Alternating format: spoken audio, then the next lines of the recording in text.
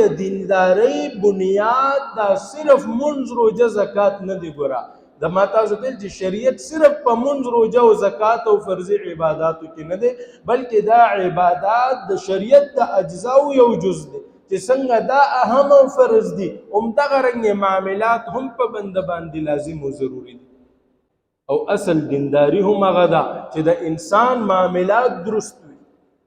حضرت عمر فاروق رضی الله تعالی عنه هغه له یوه مقدمه راغله، مدعي ته ویل چې ته په دې خپله دعوه باندې ګواهان پیش کړه. دوه ګواهان یې پیش کړل. هغه یو ګواه داسې دی چې عمر فاروق رضی الله تعالی عنه هغه خپله پیژني چې بای دا ثقه هم دی، عادل هم دی، رښتونی دی، دروغجن نه دی. خو دا دویم متعلق هغه ته څه معلومات نو مجمع ناست د عدالت لګېدلی دی. عمر فاروق رضی الله تعالی عنه تپوس کوي بای دا دویم کس څوک پیژني، د ده متعلق څوک ګواهي ورکوي چې دا عادل دی او ثقه دی. یو صحابي وایي چې امیر المؤمنین زه د ده ګواهي ورکوم. نو بیا چې عمر فاروق رضی الله تعالی عنه تپوس کوي آیا تا د سره معاملات کړي دي؟ وایي نه، معاملات خو مې ورسره نه دي کړي. وایي تا د سره سفر کړی دی؟ وایي نه، سفر مې هم ورسره نه دی کړی. تا د سره چېرته په ګاونډ کې وخت تیر کړی دی؟ وایي نه، ګاونډ کې مې هم ورسره وخت نه دی تیر کړی. نو بیا ته څنګه د ده د عدل او د ده ثقه کېدو ګواهي ورکې؟ ټیک به دا چېرته جومات نه راوتلو د مونځ نه تا به لیدلی او یا امیر المؤمنین همدغه شانتې ده. عمر فاروق رضی الله تعالی عنه ورته فرمایي چې انسان د ثقه والي او د هغه د عدل پیمانه دا مونځ کول نه دي، دا فرضي عبادت نه دی، بلکې پیمانه دا ده چې هغه سره ستا معاملات شوي دي، معاملاتو کې دی ټیک دی بیا ته ګواهي ورکولی شي. یا پیمانه دا ده چې دا ستا په ګاونډ کې پاتې دی او ګاونډي د ګاونډي په ټولو احوالو باندې خبر وي، تا ته پته ده چې دا سړی رښتونی دی، دروغجن نه دی، بیا ګواهي ورکولی شي. او یا ستا چېرته د سره سفر شوی دی یو ځای، سفر کې هم انسان خپل اصلي حالت چې کوم د حقیقي صورتحال دی په هغې باندې واضح شي. که ستا چېرته د سره سفر شوي نو بیا د دې ګواهي ورکولی شي. ته صرف د ده په مونځ باندې او د ده په عبادت باندې دا ګواهي مه ورکوه چې دا سړی عادل دی. نو نن که مونږ خپله ظاهري حلیه، ظاهري شکل و صورت او خپل ځان مو متبع سنت مونږ ځان ته وایو، شرط هم ځان درست کړی دی، که معاملات مې ټیک نه دي نو زه دینداره نه یم. د دیندارۍ معیار هغه دا دی چې د انسان عقاید هم ټیک وي، د انسان عبادات هم ټیک وي، د انسان معاملات هم ټیک وي، د انسان اخلاقیات هم ټیک وي، د انسان معاشرت هم ټیک وي. که ته صرف په عباداتو باندې د دیندارۍ فیصله کې نو دا غلطه خبره ده. ګوره یو وخت کې یو سروې وشوله چې دا اسلام چې دومره په تیزۍ سره خور شو د پیغمبر علیه السلام په زمانه کې د دې بنیادی نکته وجه څه وه؟ خلکو مختلف آرا او مختلف رایې پیش کړلې.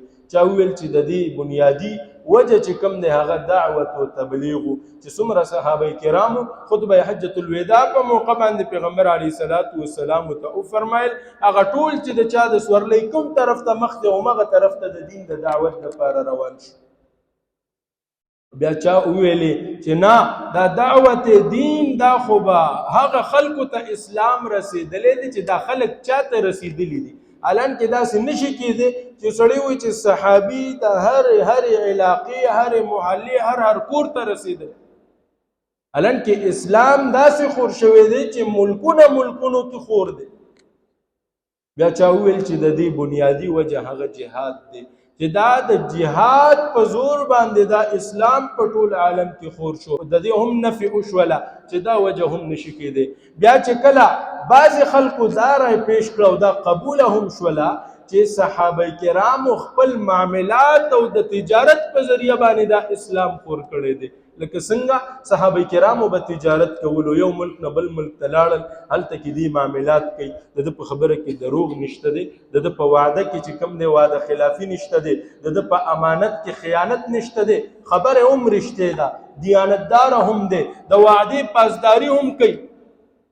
چې کومه سودا ده ورسره د هغې حقیقي صورتحال واضحه کوي چې خلکو دا ولیدل چې دا کم مخلوق دی، هر سړی د ګټې دپاره دروغ هم وایي، وعده خلافي هم کوي، د خپلې خبرې چې کوم دی پاسداري هم نه کوي، او دا داسې خلک دي چې خپل نقصان برداشت کوي، خپل نقصان برداشت کوي، خو په خپله چې کومه ژبې ورکړې ده په هغې باندې سمجوته نه کوي. دا په خپل ایمان باندې سمجوته نه کوي. خلک ویل دا کم تعلیمات دي؟ دی ویل دا نبوي تعلیمات دي، دا هغه تعلیمات دي چې موږ ته زموږ خوږ محبوب صلی الله علیه وسلم ښودلي دي. نو دوی به چې کله دا سودا کوله، دا لین دین به کولو، دا به په بازار کې کولو، دا به په جومات کې نه کولو. جومات ته خو به مسلمان راځي، جومات ته خو به دیندار راځي. دی به دا د جهاد په میدان کې خو مخصوص هغه خلک چې هغه به د مجاهدینو خلاف راوتي دي. بازار ته فقیر هم راځي، مسکین هم راځي، مالدار هم راځي، کمزور هم راځي چې جهاد نشي کولی، او کافر هم راځي چې جومات ته نه راځي. بازار ته دا ټول خلک راځي چې دی کله مشاهده وکړه د دې شیزونو، دی خپله رالل او دغه دین یې قبول کړو چې د دې نه بل ښه دین نشته. خو نن د افسوس خبره دا ده چې ما خپل ټول شریعت هغه محدود کړی په خپل عبادت کې دی. معاملات زما نه ټولو نه بدترین قوم نن په ټوله دنیا کې نشته. او بلکې زیات افسوس دا تر ننه پورې به خلکو ویلي وي زموږ عبادات درست دي، مونځ ښه ټیک ټاک کوو، روژه زکات او حج ښه ټیک ټاک کوو، او معاملات هم ټیک نه دي. نن خو افسوس دا دی چې مونځ مې هم ورپسې خراب دی، روژه مې هم هغسې نه ده، حج مې هم هغسې چې چا باندې فرض دی نه ادا کوي، زکات هم په چا باندې فرض دی نه ادا کوي. بس یو ظاهري حلیه پاتې ده. الله دې رحم وکړي. نو زما عزتمندو د دې په هغه وخت کې اهمیت د ژبې د خبرې له اعتبار دی. امام بخاري رحمت الله علیه یو ځلې چا سره څه سودا وکړله، سودا یې داسې وکړله، د خپله سودا پې خرڅه کړه او خیار یې ترې واخیسته چې وایي ما سره 3 ورځو پورې اختیار دی، زه به په دې باندې سوچ کوم او تا سره هم اختیار دی، 3 ورځې پې ته هم سوچ وکړه. که چېرته دا سودا د مغزو ته پرېوته او خپله نفع درته پکې ښکاره کېدله، نو دا سودا به فاینل کو کنی نو ختمه وي. او دغه اختیار امام بخاري ته هم حاصل دی. په 2مه ورځ باندې یو سړی رالی ورته چې دا سودا ستا ده او یو زما ده، وایي ښه دا مال راکړه زه چې کوم دی نو اخیستل غواړم. وایي نه ما خو په دې کې اگر چې ما سره په دې کې اختیار دی، خو بېګا مې دا نیت کړی و چې دا سودا ما کومه کړې دا ټیک ده، همدا به په هماغسې وایي ډبل منافع به درله درکړمه. نه، د دې خبرې له اعتبار دی چې ما هغه سره کومه معاهده کړې ده، معاهده نه بلکې کومه اراده مې کړې ده، اراده مې د دې خبرې کړې ده چې دا سودا زه په ده باندې خرڅه کړم، ما چې کومه اراده کړې ده هغې نه هم زه وانه وړم. نو ظاهره خبره ده چې دا معاملات په بازار کې یو هندو سیک کافر وویني به نه مسلماني.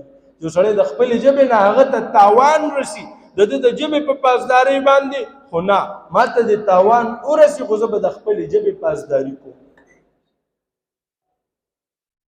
نن زه ځان ته متبع شریعت ویمه، زه ځان ته متبع سنت ویمه، ما د خپل کشر رور حق نیولی دی، ما د کشر خور د خور حق مې نیولی دی، ما د یتیم حق نیولی دی، ما ته چې چېرته موقع میلاو ده ما خپل حتی الوسه کوشش کړی چې د بل په مال باندې قابض شي.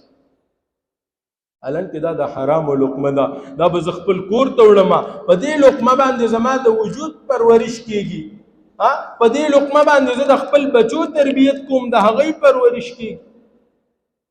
الله رب العزت فرمایي یا ایها الذین آمنوا لا تأکلوا اموالکم بینکم بالباطل. اے ایمان والو تاسو خپل منځ کې د یو بل مالونه ناحق مخورئ الا ان تکون تجارة عن تراض منکم، مگر که دا په طریقه د تجارت وي او باهمي رضامندۍ سره وي نو بیا بالکل ټیک. او پیغمبر علیه الصلاة والسلام فرمائی لا يدخل الجنة لحم نبت من سخط، هغه جسم به جنت ته نه داخلیږي چې د هغې افزایش او پرورش دا په حرامه لقمه باندې شوي وي. النار اولا به، اور د دې دپاره ډېر زیات مستحق دی چې دا اور ته واچولی شي. خو دا خبرې د دې نن زما په ژوند کې هیڅ اهمیت نشته دی. رشوت خور به رشوت اخلي، هغه سره د دې خبرې اهمیت نشته چې دا حرام دی. سود خور به سود کوي، هغه سره د دې خبرې اړو څه اهمیت شته نه دی چې وایي دا ناجایز ده. یو سړی ظالم دی، قابض دی، د بل په حق باندې قبضه اچولې ده، د هغه په زړه کې اړو د دې خبرې بد شته نه دی چې دا ناروا ده. او نږدې رشتې نن سبا رور ته غل دی، پلار بچی ته غل دی، تره وراره ته غل دی، وراره تره ته غل دی. نږدې د وینې رشتې چې پیغمبر علیه الصلاۃ والسلام د هغې د صله رحمۍ او په هغې کې د خپل منځ کې د مینې محبت بېشماره فضایل بیان کړي دي. خو دلته کې مالی مفاد رالو، ما ته به څه مالي فایده رسي، د هغې دپاره د رور نم تېرم، د پلار نم تېرم، د تره نم تېرم، د ماما نم تېرم، د هر قسمه ګاونډیتوب نم تېرم، د رشتې نم تېرم، خو چې نه ما ته دا مالي فایده حاصله شي. حالانکه معمولی حق چې په تا باندې د یو مسلمان پاتې دی، د دې به تا نه تپوس کېږي. ما تاسو ته حقوق العباد دي، دا د بنده حق دی، هېڅ چرې هم نشي معاف کېدی تر څو چې د تا هغه بنده نه معاف کړي. کتابونو کې راځي یو سړی دی وفات شو، وفات نه بعد یو کس خوب کې ویني، تپوس ته کوي څه حال دی، وایي په عذاب کې مبتلا یم. وایي ته خو ډېر زیات دینداره وې، منځونه به دې کول، تهجد ګزار او ډېر زیات دینداره په شرع برابر، وایي او بالکل ما عبادات هم کول، خو د مرګ نه مخکې ما د چا نه یو ستن د جامو ګنډلو ستن نه د جامو ګنډلو ستن مې چا نه اخیستې وه، واپس کړې مې ورته نه وه، په هغې کې راګیر یم او په عذاب کې مبتلا یم. نو چې د ستنې تپوس کېږي، که چا اوښ په بډه کړی هغه نه به تپوس نه کېږي. حالانکه موږ ته چې کم هغه تعلیمات دي هغه دا دي چې د بل انسان معمولی حق په هم په ځان باندې نه پرېږدي، چې د شپې اوده کېږي دا به ولیکي چې بهی دومره حق را باندې د چا دی او دومره مې په چا باندې دی. څه پته لګي په دغه شپه کې ته وفات شي، ستا انتقال وشي او ستا ورثاو ته دا پته نشته دی چې په ده باندې د بل مسلمان حق دی، د هغې په عذاب کې به مبتلا وي. پیغمبر علیه الصلاۃ والسلام له به چې کله یو جنازه راغله تپوس به وکړو د سړي باندې قرض وو که نه، ورثاو به ورته ویل چې او یا قرض وو یا نو، که قرض به وو بیا به یې تپوس وکړو د دې قرض د ادایګۍ دپاره یې څه مال دولت پرېښی دی که نه. ورثاو به چې ویل چې او پرېښی دی، بیا به پیغمبر علیه الصلاۃ والسلام تعلیم ورته وکړو چې هغه قرض د ده د مال نه ادا کوي، بیا به یې پرې جنازه وکړو. او که چېرته یو سړی داسې دی چې هغه مړ شو، قرض پې پاتې دی او هغې دومره مال نه دی پرېښی چې د قرضې ادایګي ونه شي، د هغې نه پیغمبر علیه الصلاۃ والسلام به وفرمیل صلوا علی صاحبکم، په خپل ملګري باندې جنازه وکړئ. پیغمبر علیه الصلاۃ والسلام د هغه په جنازه کې شرکت نه کوي. حالانکه دا څومره د لوی سعادت نه حرمان دی چې د دواړو جانو سردار مبارک خپله دا سعادت نه خپل ملګری محروموي په دې وجه چې په ده باندې د بنده حق پاتې دی. د خپل بنده حق نه دی ادا کړی، د هغې ادایګۍ لپاره چې کوم د ده څه اهتمام نه دی کړی، جنازه پرې نه کوي.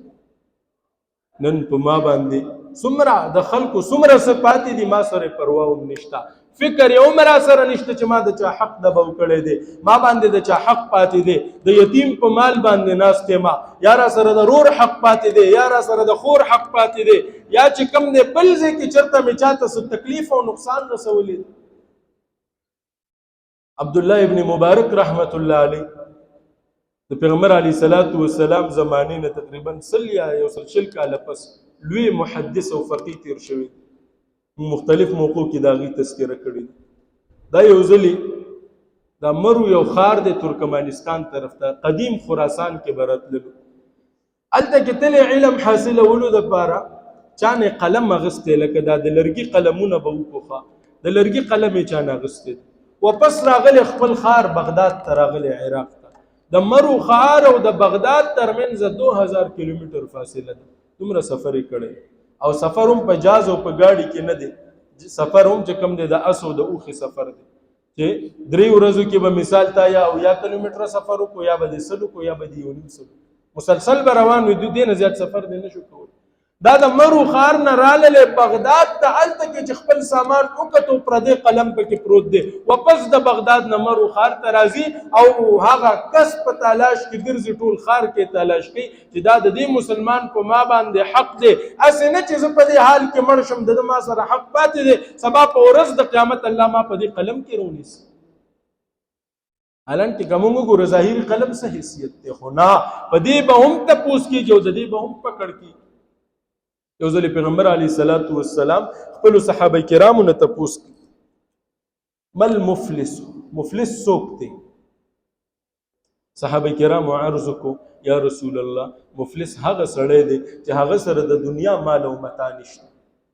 پیغمبر علیه الصلاۃ والسلام ته وفرمایل نه مفلس هغه سړی دی چې د په ورځ د قیامت رالو د سره منځونه هم دي د سره د زکات اجرونه هم دي د سره د حج ثوابونه هم دي د سره صدقې او خیراتونو ثوابونه هم دي نامه اعمال د نیکونو ډک دي خو چې کله د میزان د تلې ته وړاندې شو هلته کې یو سړی رالو دعوه کوي یا الله زه یتیم یم د زما حق چې کوم دی هغې باندې قبضه کړې ده یتیم حق یې چې کوم دی د به کړی دی د هغې په بدل کې د دې سړي نیکۍ هغه ته میلاویږي بل سړی راځي یا الله د زما ځمکه قبضه کړې ده د ځمکې په بدل کې دنه نیکۍ اخلي او دی بل ته ورکولی کېږي بل سړی راځي یا الله د زما غیبت کړی دی ما یې چغلي کړې ده ما ته دا تکلیف را رسولی دی هغه سړی چې د نامه اعمال د نیکو نه ډک دی خو چې کله میزان او تلې ته ورسېدو هغه ټولې نیکۍ ته نورو مسلمانانو ته منتقل شوې ولې چې د باندې د نورو حقوق پاتې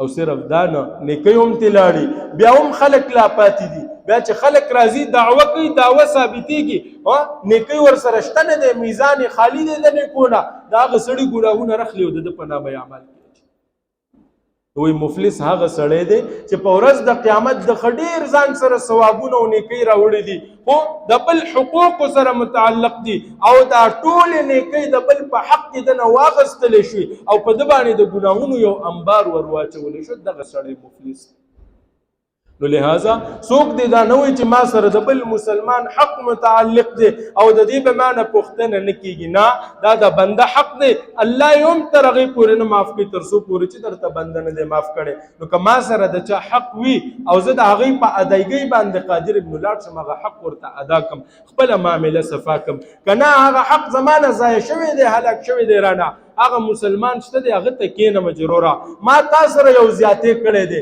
ما سره دا احسان وکړه چې هغه حق راته معاف کړه د هغه نه معافي تلافي وکړمه او که چېرته د هغه انتقال شوی دی د هغه حق چې څومره د ده جوړېږي د هغه دپاره یې صدقه کړمه او هغه ثواب یې دلته ورسومه نو امید دی علما لیکي چې الله رب العزت به ورسره په آخرت کې د نرمۍ او د کرم معامله وکړي الله رب العزت دې څه به وویل څه مو واورېدل په دې باندې مال او تاسو ټول له د عمل کولو توفیق راکړي